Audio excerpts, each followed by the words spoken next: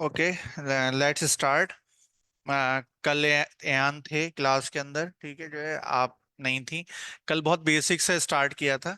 मेरा नाम डॉक्टर आतिफ सालार है, ठीक है, और मैं अलबरकात में एमबीए डिपार्टमेंट में पढ़ाता हूँ 2009 से। ठीक है, जो है एमबीए को पढ़ा रहा हूँ 2009 से, और पीएचडी मेरी कॉमर्स से है, एमयू से, जो है, ठीक है। तो ये तो छोटा सा मेरा ब्रीफ इंट्रोडक्शन हो गया। कल हम लोगों ने जो है, आपका तो हो ही गया इंट्रोडक्शन। हम लोगों ने कल बहुत स्टार्ट से देखा था, बहुत बेसिक सा इकोनॉमिक्स के बारे में, ठीक है, जो है हम लोगों ने ये देखा था कि इकोनॉमिक्स किसे कहते हैं, जो बहुत बेसिक सी। अगर आप शुरू की स्लाइड्स में जाएंगे तो यहाँ पे हमने थोड़ी सी डेफिनेशन देखी थी, है ना, इकोनॉमिक्स की। क्योंकि बेसिकली जो है इकोनॉमिक्स के बारे में ये बताया था कि एक साइंस और क्योंकि सोसाइटी का एस्पेक्ट भी है, तो सोशल साइंस है ये। ठीक है, साइंस क्या होती है मैंने कल बताया था, मैं हल्का सा 5 मिनट बस ले रहा हूँ। अच्छा, एक सैप भी था आपका, जो है सैप मिला था आपको कल, ऑनलाइन आया था, देखा था वो? ठीक है, करा था सॉल्व कुछ? अच्छा, चलो ठीक ठीक। आपको तो मिला नहीं मिला हुआ है ना, जो है, ठीक है। यान आपने देखा था सैप? यस सर, देखा था। अच्छा अच्छा, ठीक है। चलिए उसको अब डिस्कस करेंगे, लेकिन थोड़ा सा अभी जनरली डिस्कस कर रहे हैं, जो है।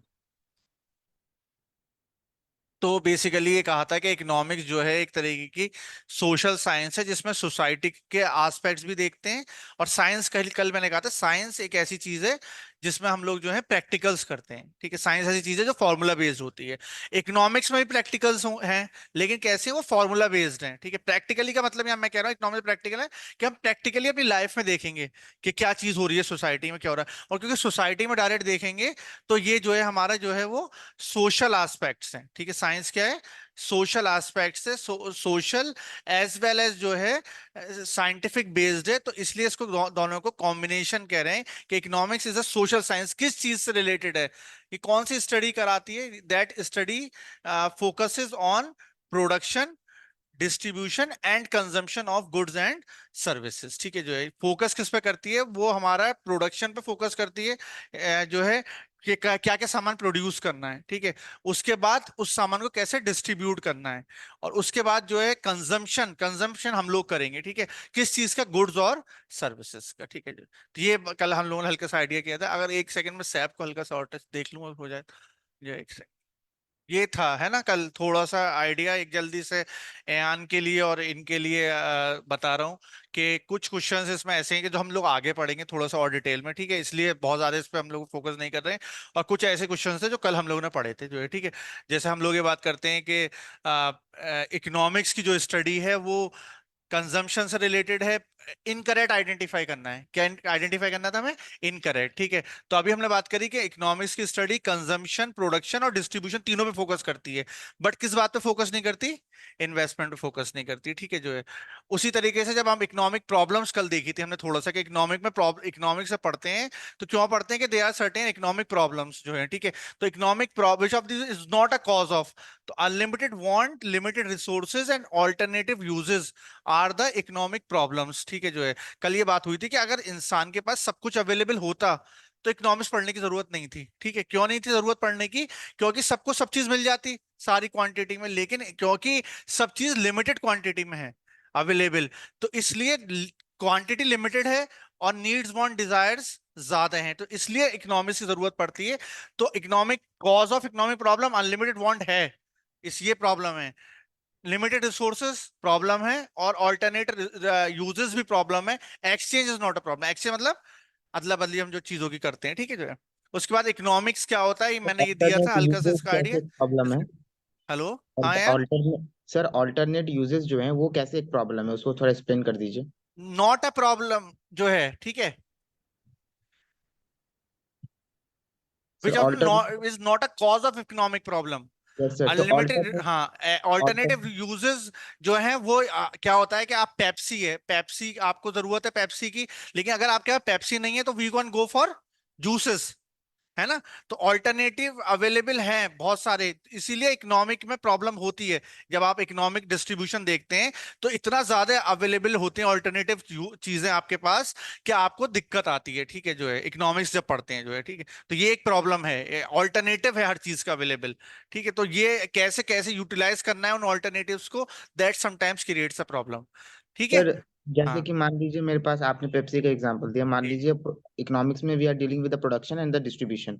अब मान लीजिए कोई चीज है सर, उसमें प्रोडक्शन तो हमने किया लेकिन वो इतना सफिशिएंट नहीं है कि हम सप्लाई करने के मतलब डिमांड को मतलब सेटिस्फेक्शन के लिए नहीं है। लेकिन अब ऑल्टरनेट मेरे पास ऑप्शन है, मतलब मेरे पास पेप्सी नहीं है तो मैं जूस पी लूंगा। बिल्कुल। तो सर एक तरह से हमारे इकोनॉमिक के लिए एक प्रॉब्लम ये भी तो नहीं है कि मान लीजिए जैसे पेप्सी था, अब पेप्सी मैंने कम बनाया, डिमांड मेरे पास ज्यादा है, तो मैंने तो लेकिन मेरे पास नहीं नहीं ऑल्टरनेट नहीं, यूज देखो भी है। क्वेश्चन को देखो सिर्फ, which of this following is not a cause of economic problem.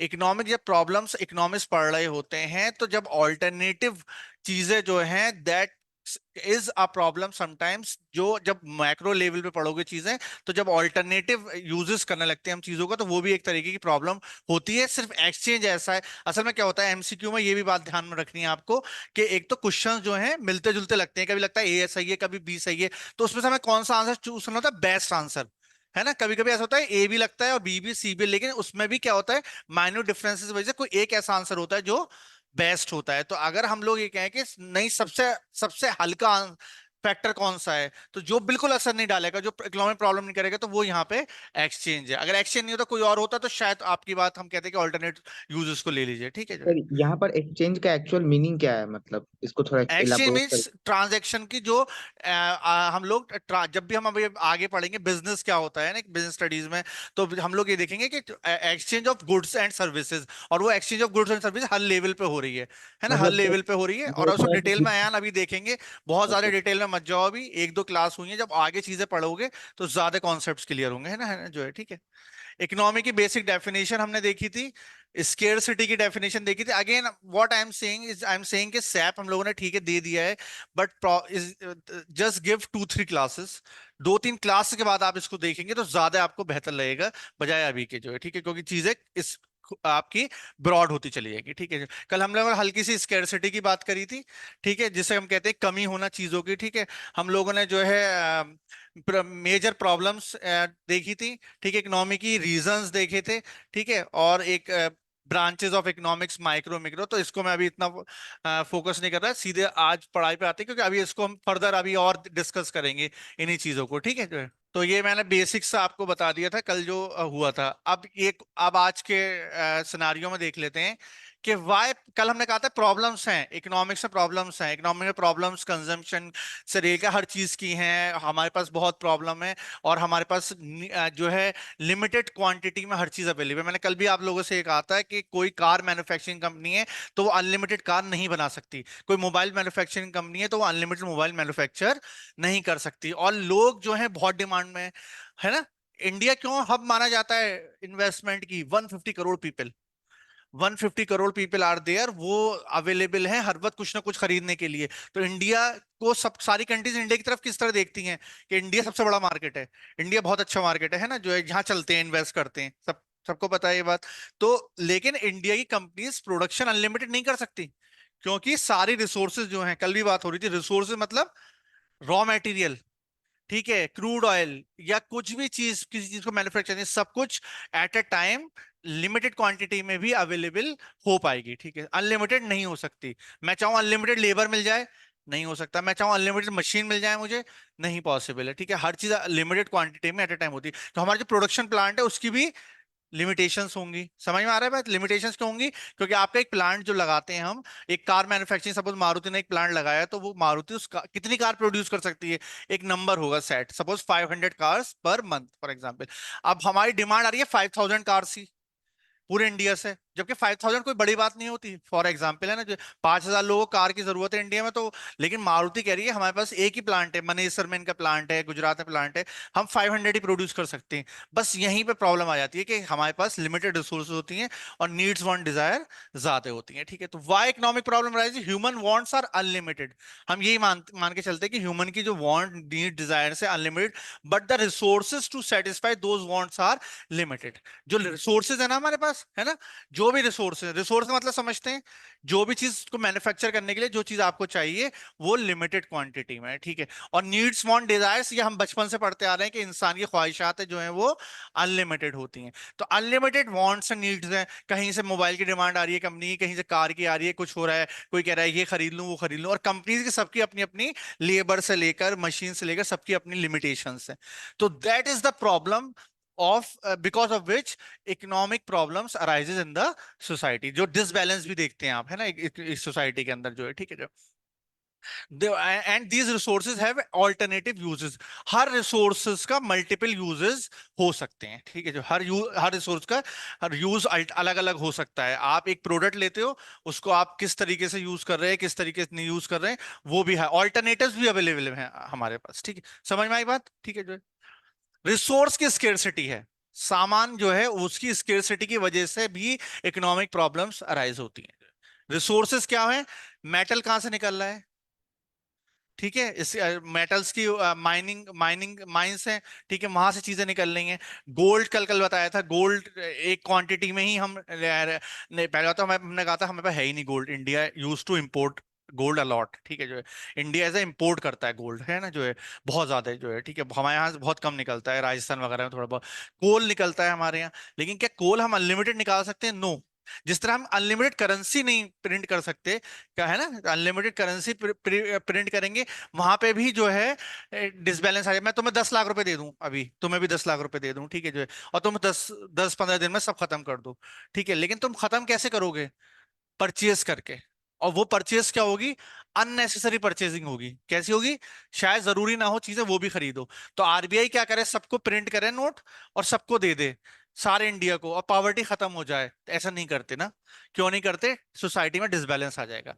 अगर सबके पास 10-10 करोड़ रुपए दे दिए जाए इंडिया में, दिन रात प्रिंट कर करके, पहली बात तो प्रिंट करने की सब लिमिटेशंस होती हैं कि कितने नोट आप प्रिंट कर सकते हैं, और दूसरे के सोसाइटी में एक तरीके का डिसबैलेंस हो जाएगा, ठीक है, कोई काम भी नहीं करना करेगा। और परचेजिंग पावर कितनी हाई हो जाएगी लोगों की, सबके पास 10-10 लाख, 20-50 लाख रुपए हो गए, सब खरीदने पहुंच गए चीजें। तो फिर वही क्या होगा, फिर क्या चीज प्रॉब्लम आएगी? इकोनॉमिक प्रॉब्लम्स आ जाएंगी। आ रही है बात समझ में? फील फ्री टू आस्क, ठीक है, समझ में आ गया जी, ठीक ठीक। सर एक बात, हाँ जैसे कि मान लीजिए आरबीआई 10 लाख तो नहीं दे सकती उससे हाँ। उससे सर मान लीजिए जैसे कि हम न्यूज़पेपर आर्टिकल्स देखते हैं कि हम्म, काफी इंडिया में पोवर्टी है और कुछ लोग तो खाने के लिए भी मर जाते हैं। जी जी। तो सर आरबीआई चलिए सर 10 लाख नहीं 10 हजार दे दे, हम्म। ताकि नहीं, कम से कम। अयान जो है वो पूरी एक लंबी वो है डिस्कशन कि गोल्ड, सबको पता, आपको भी पता होगा कि RBI has to follow a certain kind of rules to print currency, ठीक है, और उसमें एक सर्टेन गोल्ड भी रिजर्व्स रखने होते हैं आरबीआई को अपने पास।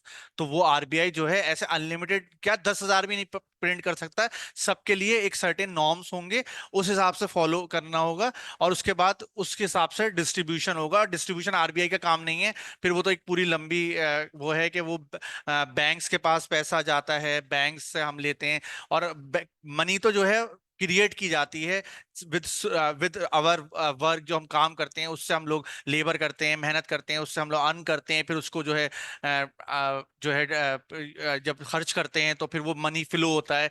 तो थोड़ा सा पेशेंस रखो, ये सब चीजें हम आगे पढ़ेंगे कि मनी का फ्लो कैसे होता है, ठीक है। मैंने पैसा किसी को मार्केट में दिया, कुछ खरीदा कोई चीज, फिर उसने वो पैसा जो है किसी उससे जिससे प्रोडक्ट खरीदा था उसको वो मनी दी, फिर उसने जो है मैन्युफैक्चरर को दी। ये एक पूरी साइकिल होती है, घूमती है, ठीक है। तो फिलहाल बस मेरी एक ये कहना है यार कि be specific to this thing, है ना, इस पे फोकस करो।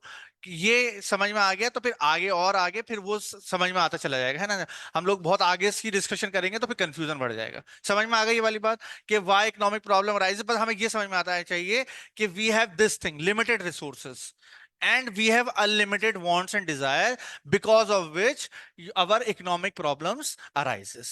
सबसे इंपॉर्टेंट बात ये, स्लाइड टू स्लाइड चलेंगे, है ना, जो है जब स्लाइड आगे बढ़ती चली जाएंगी तो अपने आप चीजें क्लियर होती चली जाएगी, ठीक। समझ में आ गया, होपफुली सबके तीनों के समझ में आ गया होगा, an and all to both of you, ठीक है, आगे बढ़े, ठीक है जो है।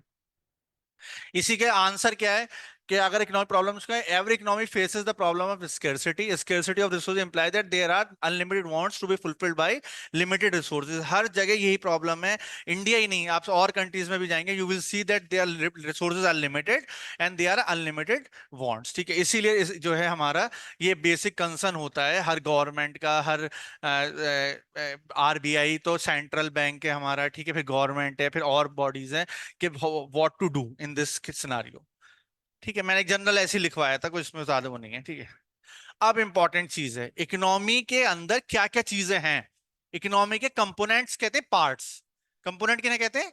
पार्ट्स को, जिससे मिलके हमारी इकोनॉमी बनती है। कल ये बात हुई थी, इकोनॉमी क्या है? इकोनॉमी ऐसी चीज है जिसमें डिस्ट्रीब्यूशन होता है। इकोनॉमी ऐसी चीज है जिसमें कंजम्पशन होता है, अभी डेफिनेशन देखी। इकोनॉमी को कभी हम कैपिटल से जोड़ के देखते हैं, पैसे से रिलेटेड। इकोनॉमी में कल ये भी कहा था कि जो भी चीज प्रोड्यूस हो रही है इंडिया में, समझ में आ रहा है, ध्यान से सुनना, कल जो जीडीपी मैंने वर्ड यूज किया था, ग्रॉस डोमेस्टिक प्रोडक्शन, ठीक है, जो है जो जो या ग्रॉस डोमेस्टिक प्रोडक्ट, ठीक है, जो भी चीज बन रही है उसको हम मॉनेटरी वैल्यू निकालेंगे, गुड्स की भी और सर्विस की, और फिर कहेंगे कि भाई हमारी जीडीपी इतनी हो गई। कल कहा था हमने कि हम थर्ड लार्जेस्ट बनना चाहते हैं 2027 तक, थर्ड लार्जेस्ट इकोनॉमी बनना चाहते हैं। और US is number 1, China is number 2, we want to become number 3 in terms of economy in trillion dollars, है ना। जब इसे मेजर करते हैं कि इंडिया 3 ट्रिलियन डॉलर की हो गई, फिर इंडिया 5 ट्रिलियन डॉलर की हो गई, फिर आगे हम कहते हैं हमें 60 ट्रिलियन डॉलर का बनना है, 10 ट्रिलियन डॉलर का बनना है, ठीक है जो है।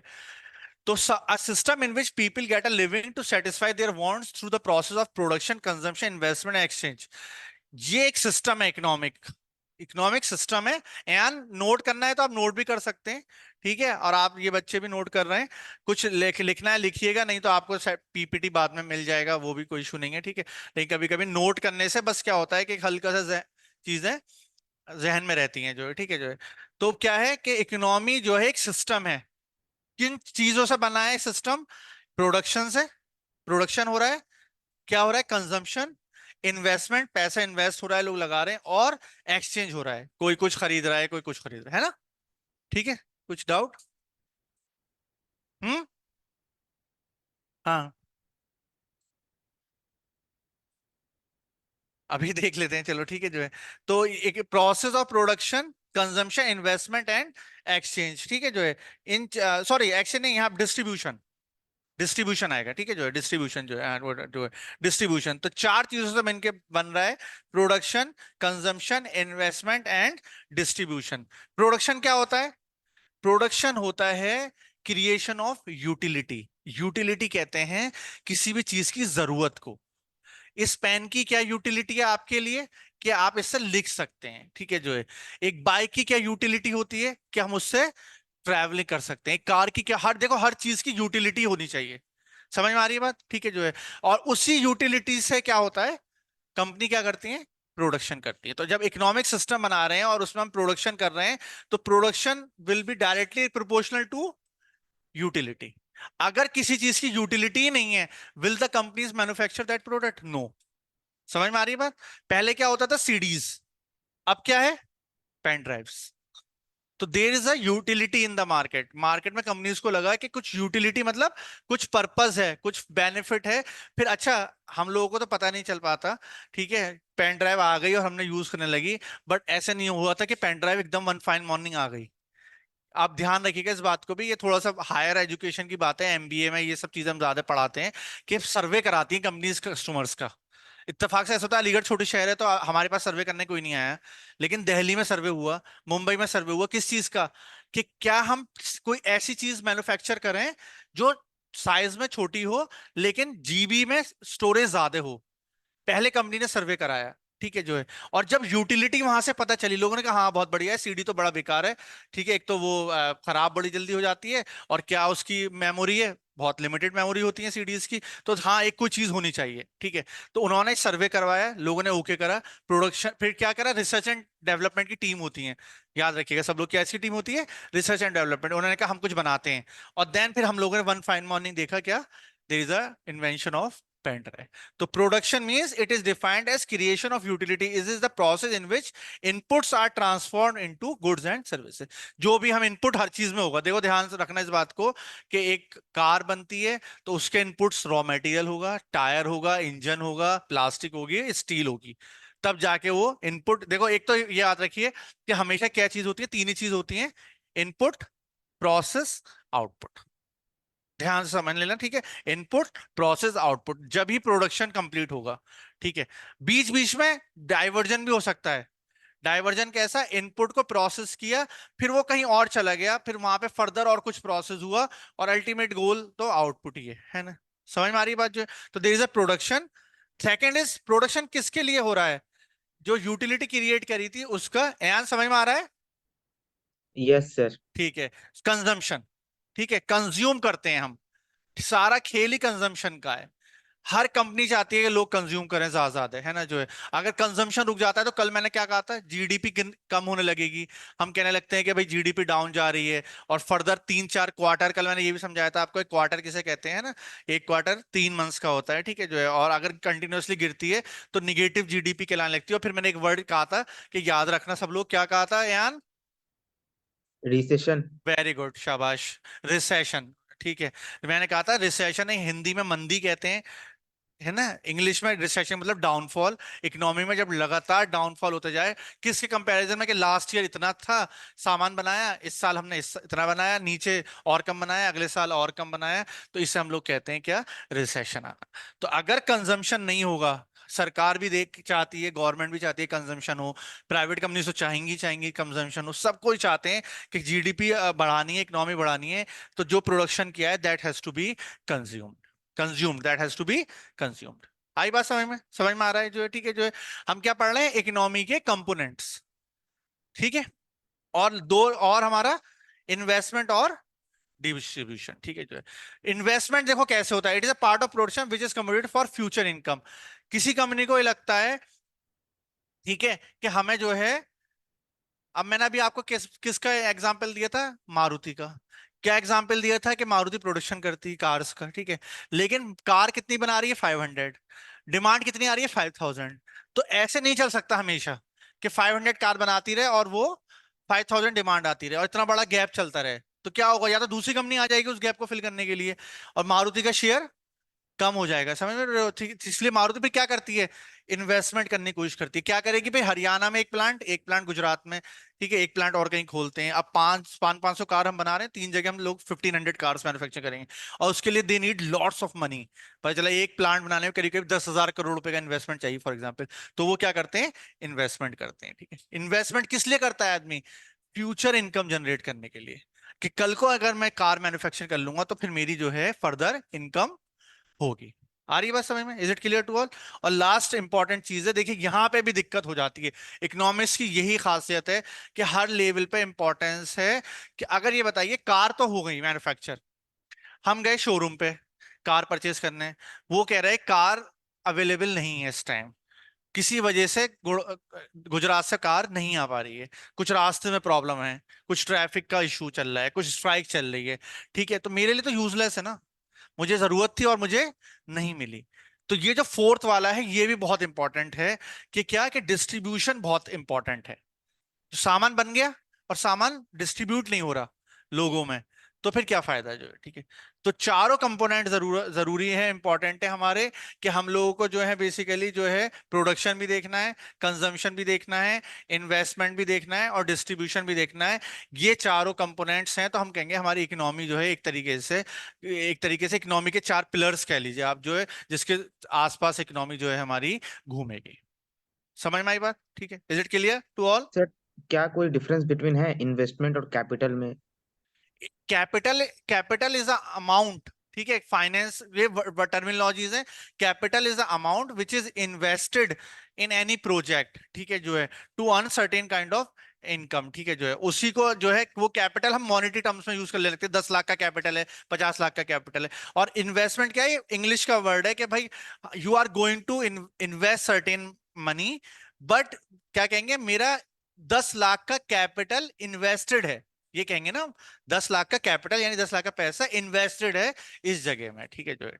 समझ में आया? तो फिर या मैं अब ये इन्वेस्टमेंट। दूसरे लेके देखेंगे, 10 लाख का कैपिटल का इन्वेस्टमेंट है मेरा इस प्रोजेक्ट के अंदर, इस तरीके से जो कि है ना, जो वर्ड्स हैं, जो है कैपिटल पैसे को कहते हैं, जो पैसा हम इन्वेस्ट करते हैं। और क्योंकि फिनोमिना है, इन्वेस्टमेंट क्या है, एक फिनोमिना है, ठीक है, जो है जिसमें हम पैसा जो है लगाते हैं।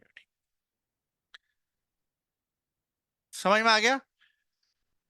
वेरी इंपॉर्टेंट, ठीक है, कि जब हम लोग कुछ सामान बना रहे हैं तो चार फैक्टर्स ऐसे हैं जो हमेशा हमारे साथ, हमारे ऊपर जो है एक तरीके से रहेंगे, ठीक है, जो है चार फैक्टर जो देखिए, एक बात तो ये, फैक्टर का मतलब क्या होता है, फैक्टर का मतलब होता है वो चीज जो असर डालती है, ठीक है, जो चीज हम पे इम्पैक्ट करती है। तो जब हम प्रोडक्शन करते हैं, अक्सर पूछ लिया जाता है कि प्रोडक्शन करना है आपको, कोई मशीन लगा के प्रोडक्शन करना है तो कौन कौन सी चीजें असर डालेंगी। सबसे इंपॉर्टेंट है हमारा लैंड, ठीक है, जो हमारा कहाँ लगाना है प्लांट, कहाँ देखें। अ, ऐसा क्या होता है गुजरात में ही प्लांट लग रहा है, लैंड गुजरात में ले रही है कंपनीज बहुत दिन से, वाई? सर वाई क्योंकि वहाँ Haryana is sea a hub? Port, sir जी, गुजरात में सी पोर्ट है, वहां से हम गल्फ कंट्रीज को कनेक्ट कर सकते हैं एक्सपोर्ट अच्छा, करने के लिए। ठीक है, एक रीजन ये हो सकता है, और सर अब अगर आप कोई चीज अब जैसे गुजरात में ब्लैक सॉइल है, अब वहाँ कॉटन इंडस्ट्री, वहाँ का सॉइल के ऊपर, क्लाइमेट के ऊपर डिपेंड करेगा आप किस तरह का इंडस्ट्री लगाएंगे। रॉ मटेरियल, चलिए चलिए, रॉ मटेरियल वहां से आसानी से मिल जाएगा हरियाणा, आपको। Haryana is also can be a hub. Uttarakhand में कुछ इंडस्ट्री में एरियाज हैं। महाराष्ट्र इज अ हब, है ना, ये हब है ना हमारे, इस कुछ स्टेट्स बहुत ज्यादा हैं, यूपी के कंपैरिजन में तो कुछ स्टेट ज्यादा हैं।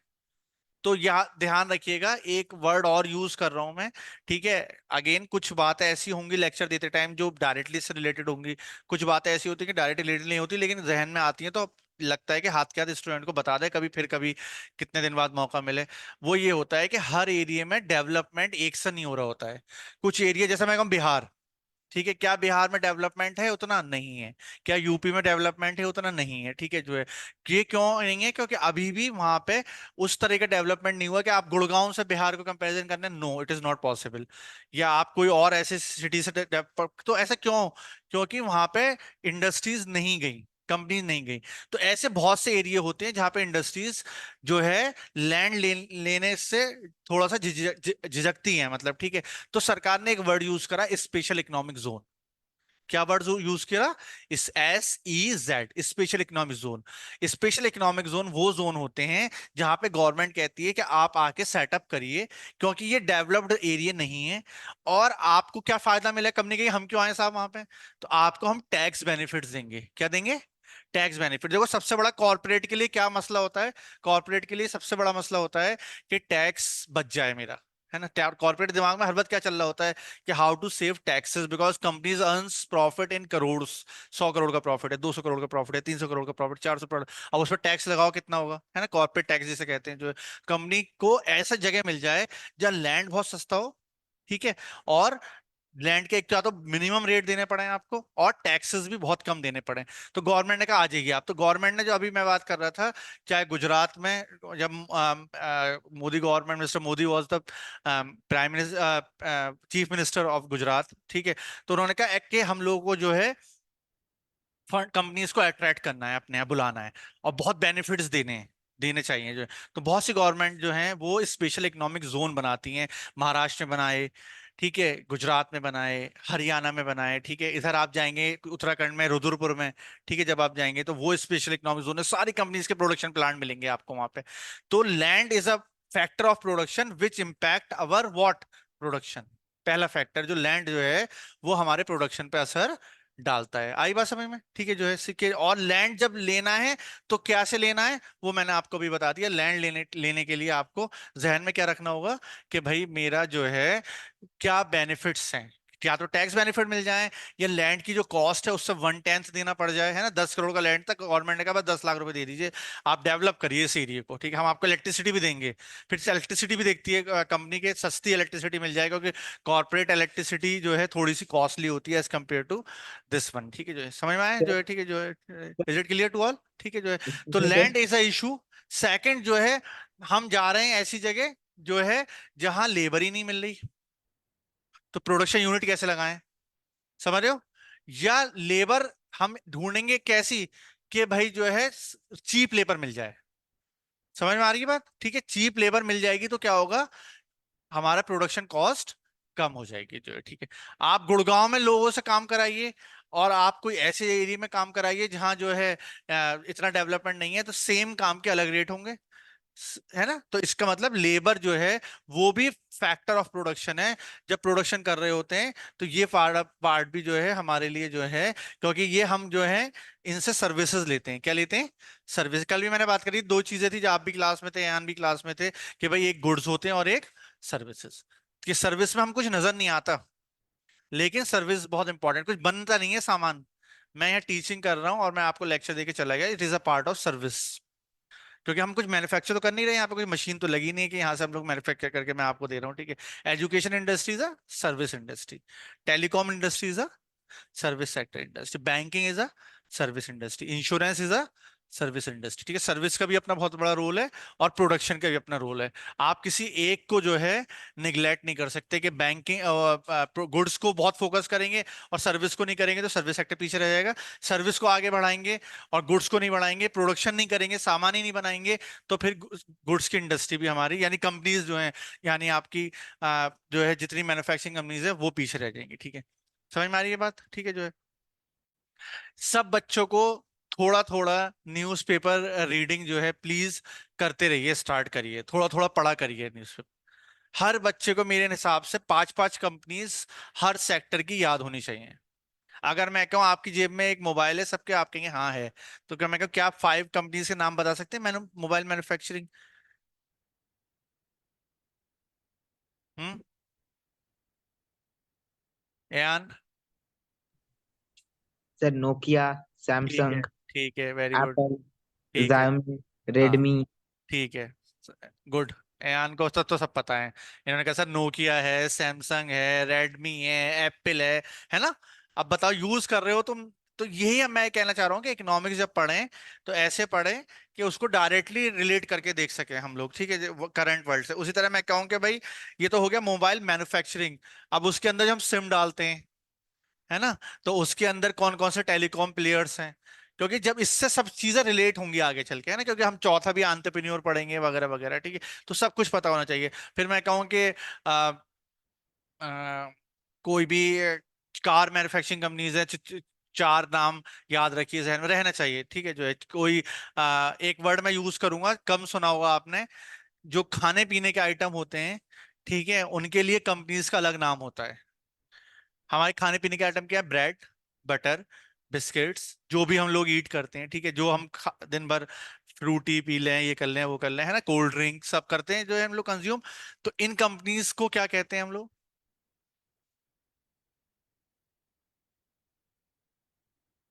अगेन ये जो वर्ड्स बता रहा हूँ ये एकदम आपके डायरेक्टली से रिलेटेड नहीं है, लेकिन इकोनॉमिक्स का भी पार्ट है इंपॉर्टेंट, क्योंकि ये कहीं ना कहीं आपके किसी ना किसी फॉर्म में टकराएंगे आपसे। These companies are called fast moving consumer goods companies. लिख लीजिए जल्दी से, FMCG। एफ कहीं ऊपर लिख लिया करिए, जो मैं ऐसी थोड़ी सी बातें बताया करूं बीच बीच में, जो आपको लगे कि थोड़ा सा सर अलग हट के बता रहे हैं, वो इसलिए बता रहा हूं जानबूझ के, ताकि आपकी बेसिक नॉलेज भी इंप्रूव होती रहे साथ साथ। FMCG की फुल फॉर्म ये और यूज होगा कब, जब आप कंपटीशन देंगे या जब आप कल को और चीजें करेंगे, तो it will be useful. FMCG, fast moving consumer goods companies. समझ में आ गया यार?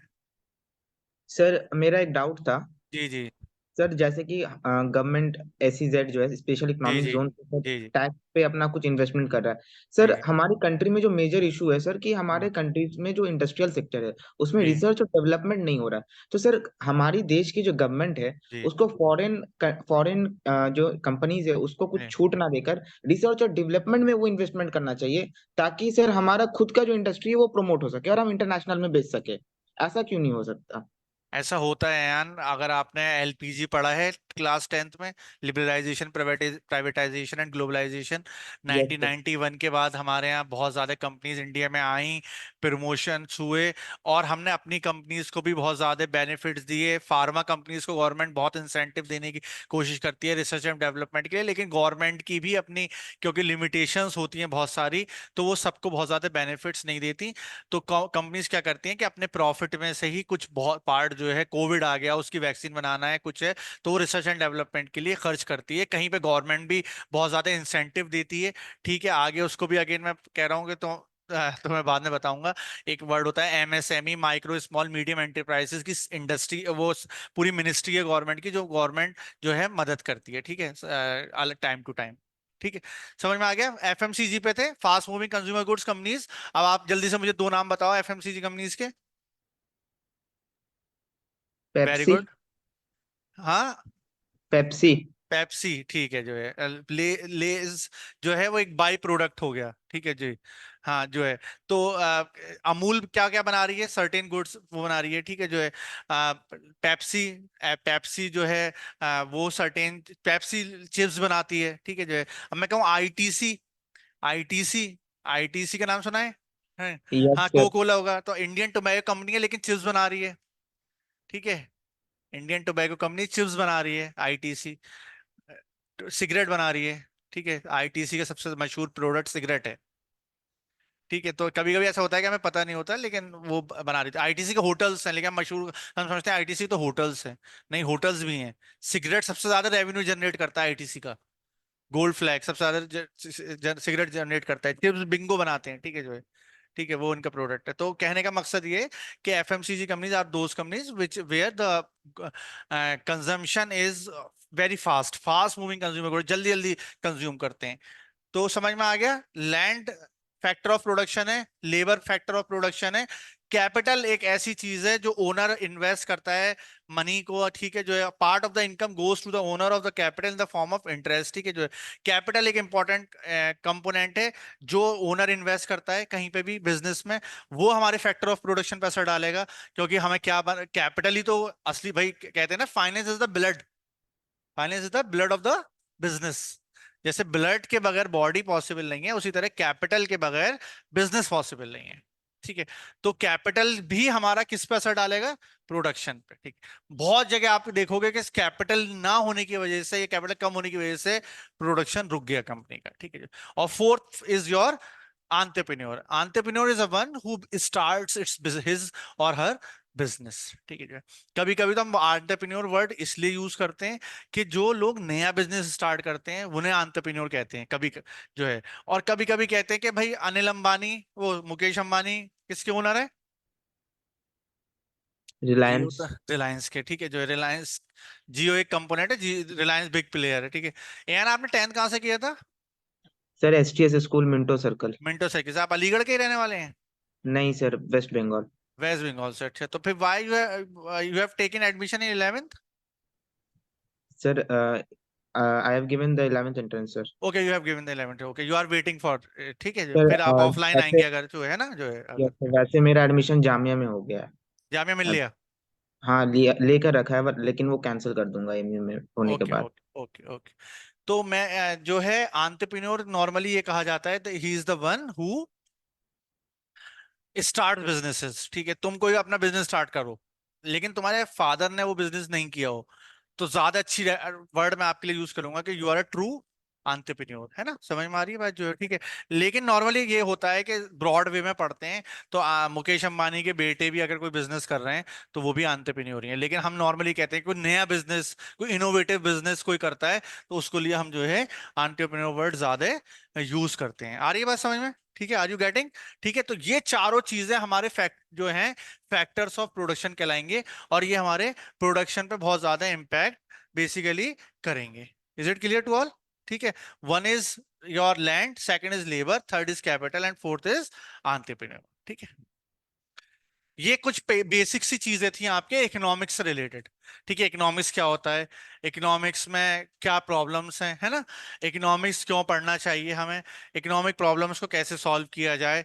ठीक है, इकोनॉमिक्स में जब प्रोडक्शन करते हैं तो कौन कौन से फैक्टर्स उनके असर डालते हैं जो है। अब जो आपका जो है, अच्छा मैं एक चीज और दिखा दूं आपको जो है, बेसिक्स सी।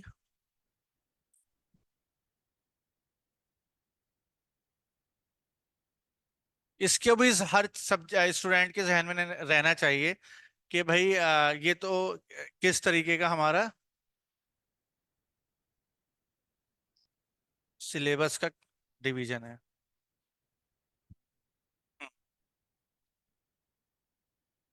ठीक है, द इकोनॉमिक सिलेबस कुछ कम या ज्यादा है, एक सीबीएसई और एमयू कोई अलग तो चलते नहीं है ना, जो है थोड़ा बहुत आगे पीछे कहीं कुछ कहीं कुछ। तो वो 80 मार्क्स हमारा थ्योरी और 20 मार्क्स हमारा प्रैक्टिकल्स या प्रोजेक्ट्स जिसे कह सकते हैं। ठीक है जो है, इज इट विजिबल है? Yes sir, visible. ठीक है ठीक है। अब यहाँ पे जो है हम लोग जो है क्या पढ़ रहे हैं, अभी हम पार्ट ए को टच किया है हमने। ठीक है, part A is your statistics for economics. और उसमें हम लोग जो है अभी ज्यादातर चीजें इंट्रोडक्शन वाले पार्ट में चल रही हैं, जिसमें हम इकोनॉमिक्स का इंट्रोडक्शन देख रहे हैं, और जो अभी आज की स्लाइड थी स्टैटिस्टिक्स का इंट्रोडक्शन देख रहे हैं।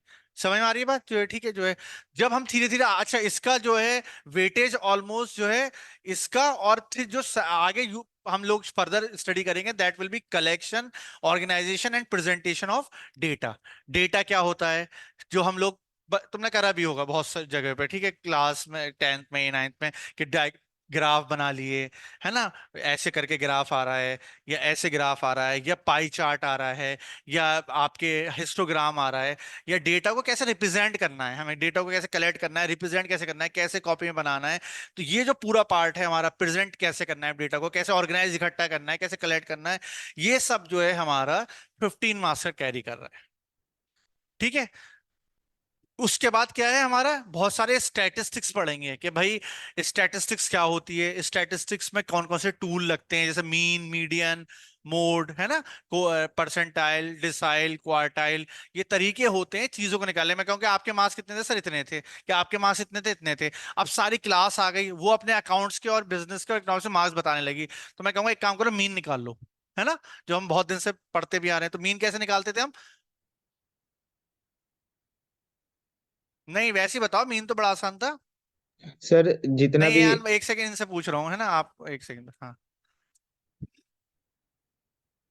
सबको ऐड करके डिवाइड कर दिया, जितने स्टूडेंट है, नंबर ऑफ ऑब्जर्वेशन है, नंबर ऑफ टर्म्स है ना, जितने स्टूडेंट है हमारे, मतलब आपके मार्क्स मान लीजिए 70, +70, +69 किसी के, +80 किसी के, +85, 5 बच्चों के मार्क्स सबको ऐड करा, डिवाइड बाई 5 कर दिया, तो मीन निकल आया। तो क्या मीन क्या बताता है, तो आगे पढ़ेंगे, मीन ये बता देगा कि भाई एवरेज मार्क्स कितने हैं, है ना, सबके मार्क्स ना करके मैंने एवरेज पता कर लिया जो है। ठीक है, तो इन सब चीजों में स्टैटिस्टिकल टूल क्यों लगाते हैं हम, ये तो आपका बहुत इनिशियली है, मीन, मीडियन, मोड, बड़ी क्लास में आप और चीजें पढ़ेंगे। स्टैटिस्टिकल टूल लगाते हैं इकोनॉमी को रीड करने के लिए। इकोनॉमिक्स में क्यों स्टैटिस्टिकल टूल का वैल्यू क्यों है? देखिए एक बात ध्यान रखिएगा, कोई भी इकोनॉमिक्स स्टैटिस्टिक के बगैर नहीं चल सकती। समझ में आ रही है बात? क्यों? क्योंकि आप जब बड़ी क्लास में जाएंगे, कल को आप बीकॉम करेंगे, एमबीए करेंगे, बीए इकोनॉमिक्स कर सकते हैं, बीकॉम कर सकते हैं, एमबीए इन फाइनेंस कर सकते हैं, MBA in any other operations कर सकते हैं। ठीक है, तो आप ये देखेंगे कि आपको लग रहा है कि सर मुझे ये रिसर्च करनी है कि इंडिया में कितना अनएम्प्लॉयमेंट हो रहा है, ठीक है, इतनी पावर्टी क्यों है, इतना इन्फ्लेशन क्यों है, समझ रहे हो बात को, महंगाई जिसे कहते हैं हम लोग, ये क्यों है। तो मैं कहूँगा कुछ स्टैटिस्टिकल टूल लगाओ भाई, ऐसे हवा में तुम कहोगे सर, जैसे यान अभी आपने कहा था ना सर पावर्टी बहुत है, तो let's have a study on it, कुछ स्टडी करते हैं इस पे। ठीक है, कि पावर्टी कितनी है, कैसे पता करें, कहाँ जाएं। तुम कहोगे अनएम्प्लॉयमेंट बहुत है, तो अनएम्प्लॉयमेंट ऐसे कहने से नहीं होगा, क्या करना पड़ेगा, कुछ स्टडी करनी पड़ेगी, और स्टडी करने के साथ कुछ स्टैटिस्टिकल टूल भी। क्यों पढ़ते हैं स्टैटिस्टिक्स, इकोनॉमिक्स साथ में क्यों चलती है, क्यों? क्योंकि टूल ये बता देंगे कि हम सही कह रहे थे या गलत। ठीक है, मैंने कहा गर्मी बहुत है आज, तो ठीक है, क्योंकि सर आपके कहने से थोड़ी है कि टेम्परेचर की मेजरमेंट कर लेते हैं, ये मशीन है, ये जो बताएगी वो सही है, इसमें बता गया 45 डिग्री, हाँ सही है। तो क्योंकि हम अपने एविडेंस को किससे जोड़ के देखते हैं, किसी स्टैटिस्टिकल टूल से जुड़ेंगे, तो जो हम मीन निकाल लिया तो पता चल के एवरेज मास आ गए, मीडियन निकाल लिया, मोड निकाल लिया, क्वार्टाइल पेसाइल, या कोरिलेशन निकाला, रिलेशन निकालने के लिए कि भाई दो बच्चे हैं, इनके मैथ्स के मार्क्स में कुछ रिलेशन है या नहीं है। जैसे आजकल बड़ा हंगामा चल रहा है, नीट को लेकर हंगामा चल रहा है कि एक ही सेंटर से 6 बच्चे कैसे, कैसा वो हो गया है ना, जो तो बहुत सारे चीजों में रिलेशन निकालने की कोशिश करते हैं, तो वहां पे हम स्टैटिस्टिक्स का यूज करते हैं। तो हमेशा याद रखिएगा स्टैटिस्टिक्स बहुत अच्छी चीज है, बहुत इंपॉर्टेंट चीज है। कोई पीएचडी बगैर स्टैटिस्टिक्स से नहीं होती, हमने भी स्टैटिस्टिक्स का यूज करा अपनी पीएचडी में। तो स्टैटिस्टिक्स जो है बहुत इंपॉर्टेंट कंपोनेंट है आपके पढ़ाई में, ठीक है। समझ में आ रही है बात जो है, ठीक है जो है। तो मैं इसको इसलिए टाइम दे रहा हूँ कि ये समझना जरूरी है कि हमारा किसका क्या वेटेज है, और सब मिला के हमारा पार्ट ए अराउंड 40 मार्क्स का बन रहा है, ठीक है। उसी तरीके से फिर हम लोग जब माइक्रो इकोनॉमिक्स पढ़ेंगे डिटेल में, इसीलिए मैं यार थोड़ा सा क्वेश्चन को स्किप कर देता हूँ, है ना बेटा, समझ लो बात को। आपको मुझसे अभी माइक्रो इकोनॉमिक्स पूछोगे ना कि व्हाट इज माइक्रो इकोनॉमिक्स, और मैं कुछ बता भी दूंगा ना, तो that will be a wastage of time. Why? Because we have to study a lot. हमें कम से कम 3 महीने पढ़ना है माइक्रो इकोनॉमिक्स। तो हम जब पढ़ेंगे ना आराम से जो है, अभी मैं तुम्हें बता भी दूंगा एक लाइन में माइक्रो इकोनॉमिक्स, तो वो अच्छा होता है भाई, जब बच्चे के दिमाग में आती है, तुम्हारी गलती नहीं है, बच्चे के दिमाग में सडनली क्वेश्चंस आते हैं, वो पूछना चाहता है। लेकिन टीचर का ये काम होता है कि वो धीरे धीरे धीरे धीरे आंसर चीजों के दे। एकदम से तुम्हें सब दे दूंगा तो माइंड भी तुम्हारा एक्सेप्ट नहीं करेगा, और तुम्हारा जो है सब कुछ मिक्स हो जाएगा, और कुछ सब कुछ हौश पौश हो जाएगा।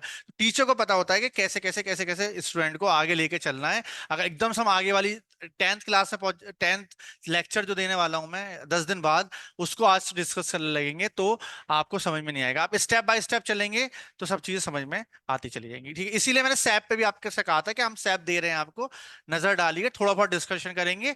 जब हम 10 क्लास के बाद सैप 1 करेंगे ना डिस्कस एक बार, 10th क्लास के बाद या 11th क्लास कंप्लीट होने के बाद, तब आपको लगेगा कि सर ये तो बहुत आसान वाला सैप है, जो इसीलिए उसको भी मैं फोकस अभी इसलिए नहीं कर। आपका question CBSE, almost same same, ठीक। ठीक है, सेम है, वो सीबीएसई को पैटर्न फॉलो करती है, ठीक है, 100। सर ठीक है। स्टैटिस्टिक्स का यूपीएससी में मतलब क्या रिलेवेंट, ये रिलेवेंट है? रिलेवेंसी इकोनॉमिक्स की है, रिलेवेंसी मैंने आपको कल भी कहा था कि हर चीज की एक सर्टेन रिलेवेंसी होगी। किस तरीके से होगी, आप क्या ऑप्ट करोगे बेटा आगे, क्या चीज करोगे, ये इसमें थोड़ा सा टाइम लगेगा, लेकिन रिलेवेंट बहुत है, ये मैं आपसे बार बार कह रहा हूँ। बहुत रिलेवेंसी है, ठीक है जो है। आप कोई भी स्टडी करेंगे, कुछ भी आप पढ़ेंगे, उसके सबके स्टैटिस्टिकल क्या है कि स्टैटिस्टिक्स एक तरीके का कंफर्मेशन है कि मुझे स्टैटिस्टिक्स से कंफर्म हो गया कि भाई हाँ भाई ये चीज सही है, सिर्फ कहने से नहीं है, ये मैं कहना चाह रहा हूँ, ठीक है। हाँ, समझ में आई बात? चाहे आप यूपीएससी की तैयारी करें या कुछ भी करें, वो बेस्ड होगी, एविडेंस बेस्ड होगी स्टैटिस्टिक्स से, ये फायदा होगा जो है, ठीक है जो है। Okay sir. कोई भी टूल लगाएं आप, ठीक है। तो फिर उसके बाद माइक्रो इकोनॉमिक्स पढ़ेंगे, उसमें आपका इंट्रोडक्शन होगा, फिर कंज्यूमर इक्विलिब्रियम क्या होता है, किसे कहते हैं, अगेन डिटेल में अभी नहीं जाएंगे, इसे तो मैं सिर्फ एक रफ आइडिया दे रहा हूँ। डिमांड का मतलब क्या होता है, डिमांड कितने तरह की होती है, सप्लाई का मतलब क्या होता है, सप्लाई, फिर मार्केट कितने तरह की होती है, प्रोड्यूसर बिहेवियर क्या होता है, एंड ऑल दीज थिंग्स। तो ये एक बेसिक आइडिया है कि ये हमारा इस तरीके से वो 80 मार्क्स जो है वो बनता है। समझ में आ गई बात, ठीक है जी।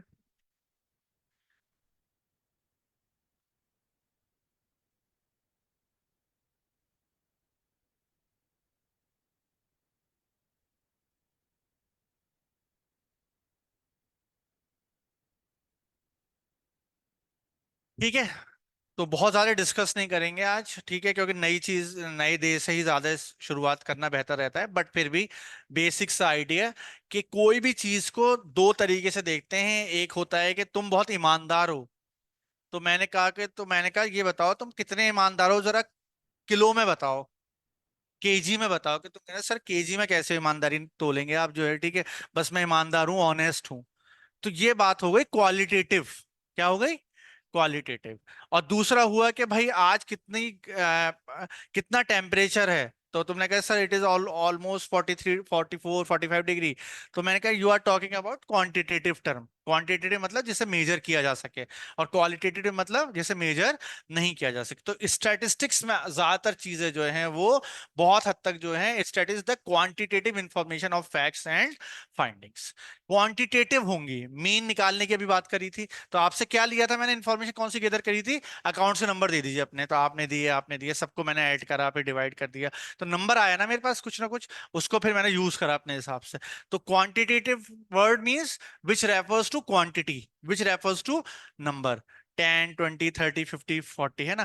क्वालिटेटिव मीन्स कि it again it is very important, qualitative component भी बहुत इंपॉर्टेंट होते हैं, लेकिन उसको आप नॉर्मली मेजर नहीं कर पाते। इसीलिए कभी कभी आप आगे उससे भी आगे पढ़ेंगे, आगे उसकी भी डिटेल में नहीं जा रहा है, रैंक कर देते हैं। क्या कर देते हैं?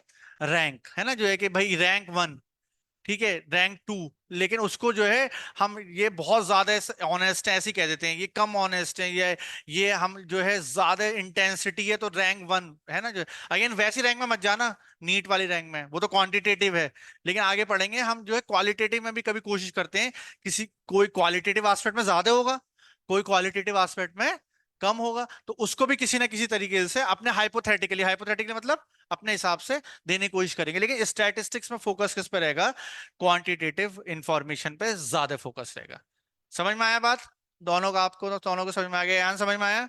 बेसिक टर्म टर्म, ठीक है जो है। Yes sir. ठीक है, और फिर अगर ये तो सिंगुलर साइंस में, और प्लूरल मतलब थोड़ा ब्रॉड वे में स्टैटिस्टिक्स की डेफिनेशन, और थोड़ा स्पेसिफिक होके, सिंगुलर मतलब थोड़ा स्पेसिफिक हो रहे हैं, और प्लूरल मतलब थोड़ा ज्यादा उसमें देख रहे हैं। स्टैटिस्टिक्स में be defined as the collection, organisation, presentation, analysis and interpretation of data. ठीक है, डेटा समझ में आया? एक वर्ड और ध्यान से सुन लीजिए, डेटा। डेटा क्या होता है? जो मैंने कहा कि अकाउंट्स के मार्क्स दे दीजिए मुझे, तो ये मेरे लिए क्या है? डेटा। कि आपने अपने मार्क्स दिए, आपने अपने मार्क्स, किसी और ने।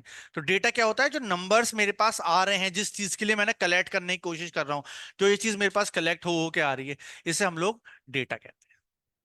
अब तो डेटा का क्या करना है? डेटा को सबसे पहले कलेक्ट करना है। कलेक्ट कर लिया, अपने पास लिया है, तो अभी तक तो था ही नहीं मेरे पास कुछ, ठीक है। उसके बाद क्या करा? ऑर्गेनाइज करा। हो सकता है मैं तरीके से करूं, बॉयज का एक जगह कर दूं, गर्ल्स का अपनी क्लास की एक जगह कर दूं, उसे क्या कहते हैं? ऑर्गेनाइजेशन, ठीक है। उसके बाद तो मैं किसी तरीके से यहाँ डायग्राम के फॉर्म में किसी तरह प्रेजेंट करूं। समझ में आ रहा है? और उसमें कुछ टूल भी लगाएंगे हम, जैसे मीन का फॉर्मूला लगा दिया कुछ, वो हमारा किसका पार्ट है? एनालिसिस का। और लास्ट में क्या है? कोई भी डेटा का फायदा क्यों क्यों ले रहे हैं हम डेटा? अकाउंट से नंबर क्यों ले रहा हूं मैं आपके? कुछ चीज जाननी है ना, क्या जाननी है? कि मीन मार्क्स कितने हैं बच्चों के, रफली ऑन एन एवरेज मार्क्स क्या है। तो मैंने फिर बताया कि 79.8 आ रहा है मीन, या 79 आ रहा है मीन। इसका मतलब क्या है? कि हो सकता है कुछ बच्चों को 85 मार्क्स हो सकता है कुछ बच्चों के 75 मार्क्स हो, लेकिन एवरेज मार्क्स कितने हैं? 80। ठीक है, अराउंड मतलब 80 के आसपास है। तो ये मैं जो बता रहा हूँ ना कि अराउंड 80 के आसपास है, 80 जो नंबर आ गया, ये मैं अपने डेटा को क्या कर रहा हूँ? इंटरप्रेट, अपने हिसाब से आपको समझाने की कोशिश कर रहा हूँ। I am again repeating, just listen all the 3 student, कि स्टैटिस्टिक्स क्या है? सबसे पहले डेटा जो है, जो भी चीज हमें चाहिए वो हम अपने कलेक्ट करते हैं, उसको ऑर्गेनाइज करते हैं अपने हिसाब से, ठीक है।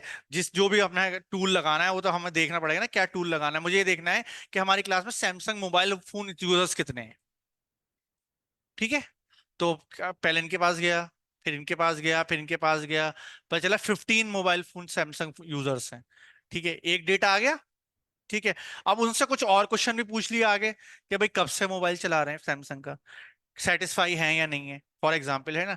बैटरी यूसेज कितना है। तो ये सब क्यों कर रहा हूँ? डेटा कलेक्ट कर रहा हूँ तुम लोगों से, और इस पे कुछ ना कुछ डेटा कलेक्ट करके, ऑर्गेनाइज करके, यहाँ पे एक डायग्राम बना लूंगा, सैमसंग यूजर्स फिर बराबर में रेडमी यूजर्स, बराबर में एप्पल यूजर्स, ये करके दिखा दूंगा कि हमारी क्लास में ऐसे इतने बच्चों के पास ये, इतने स्टूडेंट के पास ये, इतने स्टूडेंट के पास ये। और फिर इंटरप्रिटेशन भी करेंगे लास्ट में, कि सैमसंग वाले खुश हैं, या एप्पल वाले खुश हैं, या रेडमी वाले खुश हैं, अपने डेटा के हिसाब से। तो ये सब क्या कर रहे हैं हम? ये हम लोग स्टैटिस्टिक्स का यूज करके, with the help of various tools, कहीं पे मीन मीडियन मोड भी नहीं लगाएंगे, सिर्फ प्रेजेंटेशन के बेसिस पे डेटा को, है ना, पाई चार्ट जो आपने पढ़ा हो कभी, या आगे अभी पढ़ेंगे, या टेबल्स की फॉर्म में, या और तरीके से हम जो है अपने डेटा को आपको दिखा के, कभी कभी देख के डेटा समझ में आ जाता है, ठीक है। एक ग्राफ है, वो इस तरीके से ऊपर जा रहा है, तो क्या आप कहोगे सर ये तो अपवर्ड डायरेक्शन में जा रहा है, ठीक है जो है, ठीक है। तो ये ऐसा डेटा है जिसमें चीजें अपवर्ड डायरेक्शन में मूव कर रही हैं, कोई डेटा ऐसा है कि वो डाउनवर्ड डायरेक्शन में मूव कर। समझ में आ गया? होपफुली इतना ही रख रख समझ में आ गया। तो कोई डाउट हो तो बताइए, वरना इतना सफिशिएंट है। इतना इतना खाएंगे, जितना हजम हो जाए उतना एडजस्ट करेंगे, उतना करेंगे जितना डाइजेस्ट हो जाए, धीरे धीरे धीरे धीरे चीजें चलेंगी। और जब धीरे धीरे चल जाती हैं, तो क्वेरीज भी आएंगी और डाउट्स भी धीरे धीरे फिर रिमूव होंगे, ठीक है। बस फिलहाल क्या करना है सब तीनों लोगों को, क्या थोड़ा सा पहले का पढ़ लिया, कल का क्लास का है ना, थोड़ा सा जो है आज जो लिखा वो देख लिया, फिर कल आए तो हल्का सा मैं कल रिवाइज कर दूंगा पिछला आपका, ठीक है। जैसे हम लोग कहते हैं कि एक तरीके से रिवाइंड कर ले जाऊंगा कल के उसमें थोड़ा सा सैप डिस्कस करेंगे कल जो है, फिर फर्दर जो है हम फिर आज जो है आपसे कल की क्लास में डिस्कस कर लेंगे। तो ऐसे धीरे धीरे चलेंगे तो चीजें समझ में आएंगी। और बीच बीच में जहाँ एफएमसीजी वर्ड की जरूरत पड़ेगी वहां मैं एफएमसीजी वर्ड यूज करूंगा, जहाँ पे इकोनॉमिक डेटा की बात होगी वो इकोनॉमिक डेटा की बात करेंगे, जहाँ पे डायरेक्टली रिलेशन बताना पड़ेगा कि इंडिया में आजकल क्या चल रहा है इकोनॉमिक्स से, वहां हम लोग उसको हाथ के हाथ बताएंगे। जहाँ कहीं बिजनेस स्टडीज में जरूरत पड़ेगी तो बिजनेस स्टडीज में भी, और इकोनॉमिक्स में जरूरत पड़ेगी तो इकोनॉमिक्स में भी, ठीक है। क्योंकि डायरेक्टली हमें प्रैक्टिकल उससे रिलेट करना है चीजों को, तब तो हमारा पढ़ने का फायदा है। अदरवाइज फिर प्रॉब्लम है जो, ठीक है। जो खाली पढ़ना इसीलिए नहीं है कि भाई बस हमें पास होना है, उसको प्रैक्टिकली रिलेट करके देखना है बेसिकली। इज इट क्लियर यार? Your yes name sir. क्या था एक बार वो था? जैद? जिया समझ में आ गया, जिया योर मारिए। 2-4 दिन तो लगेंगे याद होने में, नाम है ना जो है, फिर याद हो जाएंगे। तो समझ होपफुली ये सबके समझ में आ गया होगा, ठीक है। और कोई डाउट हो तो बताइए जल्दी से 1-2 मिनट में, एनीथिंग एनीथिंग एनी डाउट?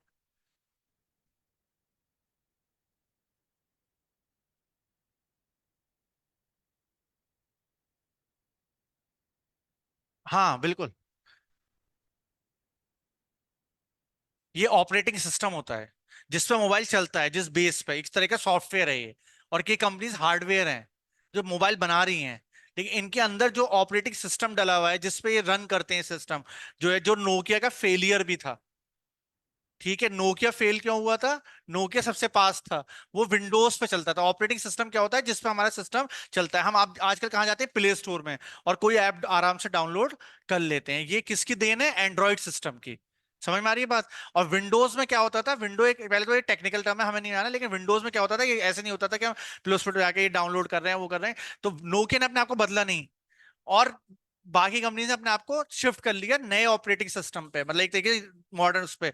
तो वो चेंज हुआ, एप्पल ने, सैमसंग ने अपने आप को बदला, वो सक्सेसफुल हो गए। नोकिया ने चेंज नहीं करा। नोकिया सबसे बड़ी कंपनी दुनिया की, सबसे बेस्ट कंपनी थी, वो डाउनफॉल में आ गई। अब अपने आप को बदला है। अब जो नोकिया के फोन आ रहे हैं वो एंड्रॉइड बेस्ड आ रहे हैं, लेकिन अब देर हो गई क्योंकि बाकी प्लेयर्स आ गए।